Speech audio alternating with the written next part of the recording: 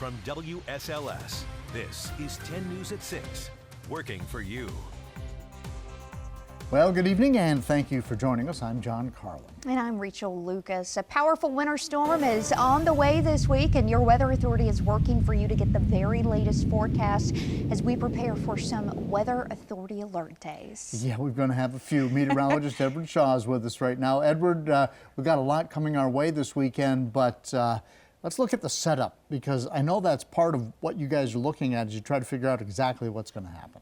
The setup is going to be the key thing that determines whether we get more snow or more ice within our area. And as we look at the situation right now, you'll notice that pretty much a good chunk of the southern plains all the way into the mid-Atlantic putting out winter storm watches due to the overall extent of this storm. That frontal system you see coming by, that is not the storm. That is going to be a weak front that's going to pass by tonight, bringing a few light snow showers further into the highlands. But what comes in the later days is going to be the big thing. Now, one of the reasons this storm is so hard to forecast is it hasn't 100% formed yet. We're starting to get the center of low pressure further out to the west, but in reality, this storm hasn't formed. Once we get to that point, we'll have a lot more clarity. As for what we're expecting, there's two certain scenarios that are coming with this storm. The first is one the GFS, the American model, favors. And the best way to look at this is looking at it like a scale. If we end up getting more snowfall, we end up getting less ice and freezing rain and sleet. However, the other scenario, which this is the one the European model favors, we end up getting less snowfall out of it. We could end up with a record-setting ice storm within parts of Southside and into central Virginia. The timeline for this storm, expecting snow to start up late day on Saturday and then continue into most of Sunday. Sunday's the key day that we need to look at as we're still watching as what time that ice and mix comes into play, thanks to what we may be seeing in the upper atmosphere. John? So we looked at the setup, and with the snow and ice on the horizon for Southwest Virginia, you may not be aware of some of the hazards that come with the winter weather. And 10 News reporter Jack Doherty is in Pulaski to tell us more.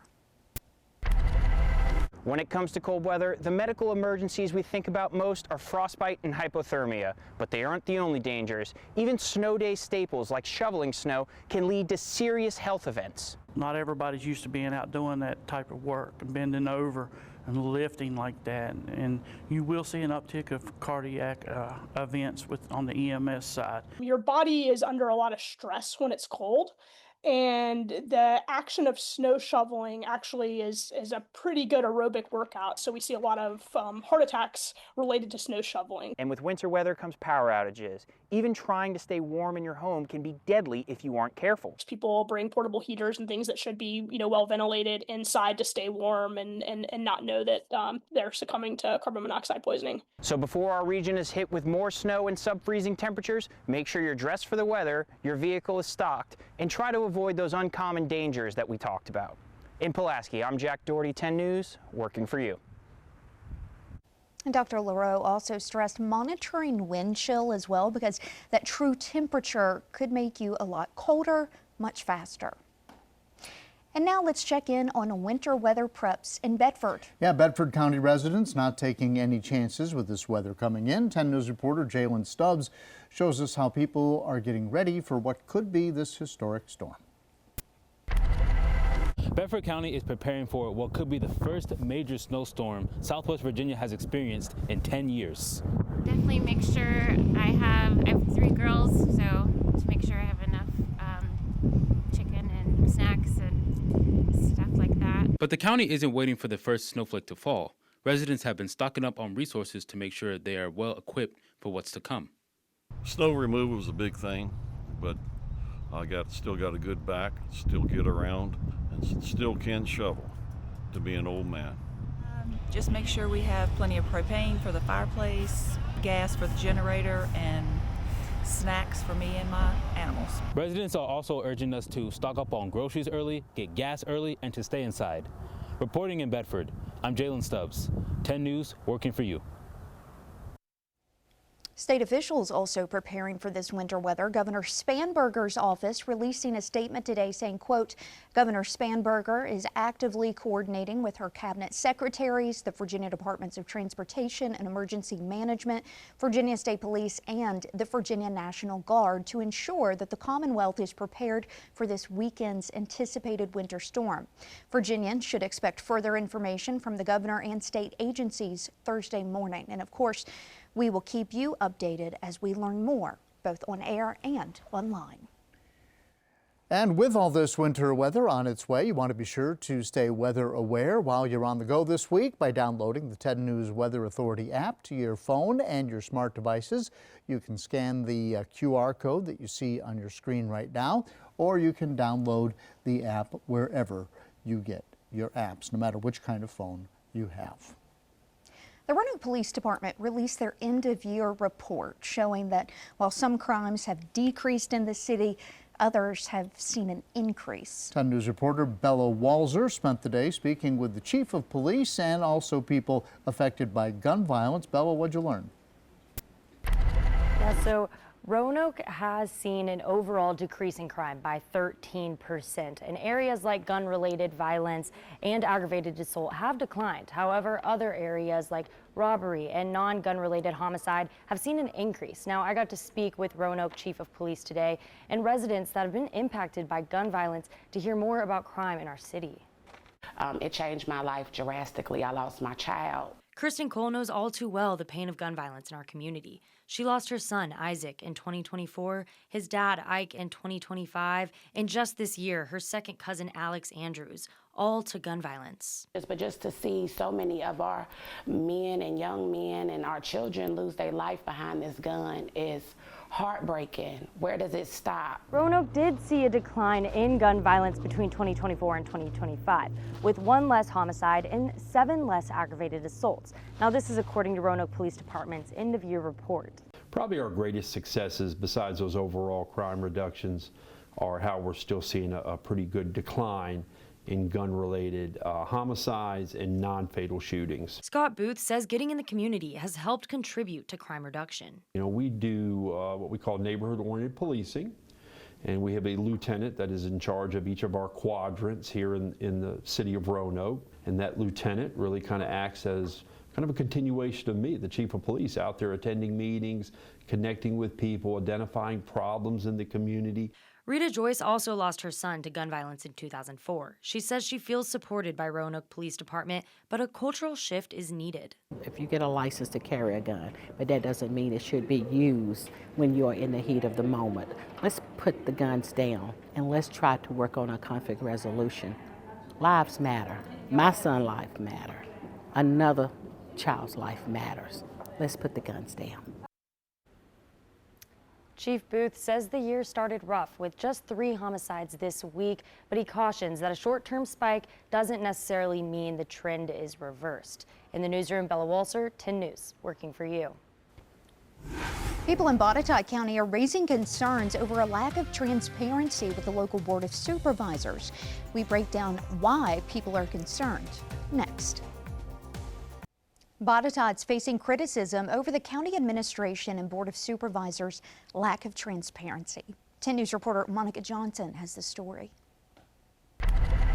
You know, if there's nothing nefarious going on, then why is everything a secret? I set up a time to interview Botetourt County officials. They told me other things in Botetourt County needed immediate attention and that they would have to push back the date. I understand if there are other things going on and officials can't talk to me, but I've been keeping an eye on this Google data center story for a while now, and I have not been able to talk to the county administrator, any member of the Board of Supervisors, or any county officials about the Google data center. And I know it's not just me that they won't talk to. Many viewers have expressed to me how the lack of transparency from the Botetourt Board of Supervisors and the county government as a whole has been incredibly frustrating. Because of that, I have a lot of questions, and I know many viewers do too. Last week, I made a post on Facebook asking viewers what kind of questions they have for Botetourt County officials regarding the data center, and I got many comments, dozens of comments a bunch of emails from you. Some people told me that when they've tried to talk to Board of Supervisors members, they wouldn't answer and said they were under an NDA. That means there's a possibility of a non-disclosure agreement between Google and Botetourt Board of Supervisors members. However, I can't confirm any of these claims because, again, I have not spoken to the county administrator or any Board of Supervisors members, despite reaching out. At the tone, please record your message. I reached out to some people I know in Botetourt County, and I found some people willing to talk about it, so let's head out to Botetourt County now. That entire project, the purchase of that property, was done in secret. The board, the county administration, I feel, has created the perception that they do not listen. They're not going to listen. I cannot imagine sitting on a board of supervisors with a constituency of several thousand people and not listening to what they have to say. We've got important meetings coming up all the time, but because they have bred this apathy, then people feel like there's no point in going to meetings anymore. I just spoke with one of the founders of the Southwest Virginia Data Transparency Alliance. He told me this lack of transparency, specifically surrounding the data center, is concerning. I think a lot of people, if they had heard about it, would not have wanted this happening and would have advised the Water Authority and the Botetourt Board of Supervisors to not go through with it. I'll continue to keep following these stories in Botetourt County and update you on air and online at WSLS.com whenever I learn more or I'm able to speak to anyone in the county government. Reporting for Botetourt County, I'm Monica Johnson, 10 News, working for you. A crippling winter storm coming into play here for most of the country, and as we get later on into the weekend, it's going to impact us as well. I'll let you know what you can expect with your full forecast after the break. Good evening, everybody. I'm meteorologist Edward Shaw, and this weekend, going to be an interesting one, to say the least, as we're watching this potentially major winter storm battering Virginia by Saturday night and then into Sunday as well.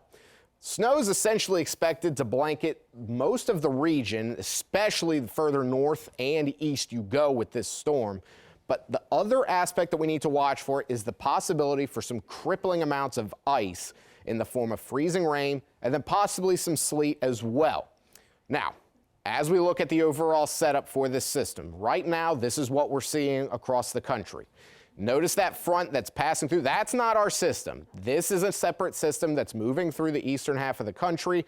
Really going to bring a few isolated snow showers tonight, but not going to influence what we see here coming in the next few days. However, about 70 million people right now are under some form of a winter storm watch within the area due to this overall system. That's how much of a widespread impact this storm is going to make as we go into the next few days. This storm as well is fueled by a few different things. The cold air wedge coming in from the north, the cold air blast from the northwest, and ample moisture coming from out west and down towards the Gulf. Now, as this storm interacts more and more with the Gulf moisture, it's going to really start to ramp up. Now, this is one thing that we're going to be watching very closely. This is a sample of what we're going to see here in Roanoke come Sunday. Now, what I want you to notice, the upper levels of the atmosphere, a little bit lower. This is 850 millibars, is about a mile above the surface of the Earth, and at the surface, 24 degrees. Most model runs with the European side of things are getting up into above freezing as we go into Sunday. That, in turn, going to lead a transition over from snow to possibly freezing rain and sleet. Now, keep that graphic I just showed you in the back of your head. Let's go through how this is going to play out. 6 p.m. Friday, we start seeing that moisture fire up along with the cold air in parts of Oklahoma down into Texas.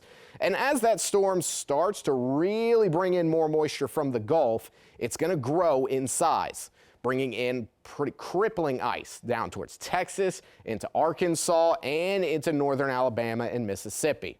The snow mostly going to be further to the north in parts of Kentucky, Missouri, and then into Virginia and West Virginia.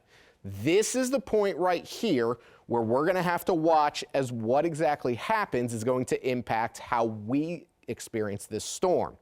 If we end up getting a little bit of a later time in the time of arrival with freezing rain, we're going to see a lot more snow within the area. However, if we do not, and the freezing rain starts earlier in the morning, this could be even worse of an ice storm for the region.